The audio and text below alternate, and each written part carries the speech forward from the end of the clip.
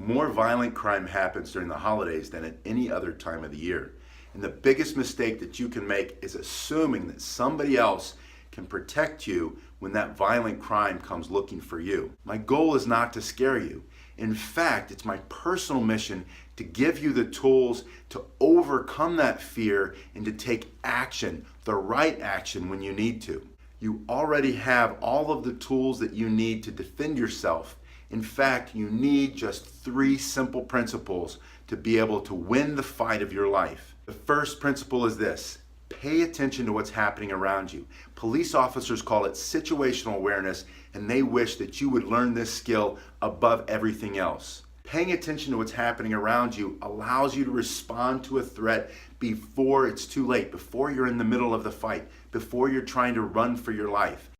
Just like texting and driving don't mix, you need to stay off of your phone and pay attention to what's happening around you when you're walking alone at night, when you're walking to your car, so you can see what's coming and respond to it before it's too late. Now, the second principle, unfortunately, has to do with acts of terrorism.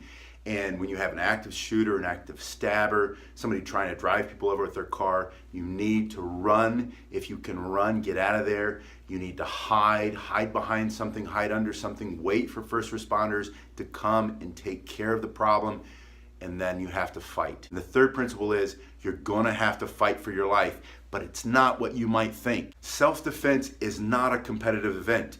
We're not competing size to size, toe to toe. I'm not throwing punches and flailing at you, and you're throwing punches and flailing, trying to wrestle me to the ground, trying to armbar. That's not gonna work. You're not gonna beat me that way until you understand this one principle, this last principle, which is so important, that my throat and your throat are gonna crush under the same amount of force. And that's a very, very little bit. You're gonna stick your thumb in my eye, and that's gonna force me to go back. You're gonna smash my nose, hit me in the solar plexus with the edge of your elbow, kick me hard in the groin.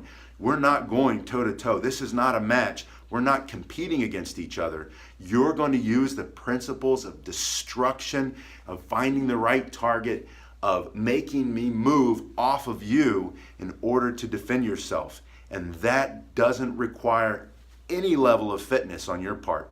You were born kicking and screaming coming out of your mother's womb. You know how to hit. You don't have to take any more classes in how to strike. Now, it would help if you did that, and I strongly suggest it. The final piece is this: when you're facing this fear, which causes you to freeze and to get stuck and not move, I want you to take a deep breath.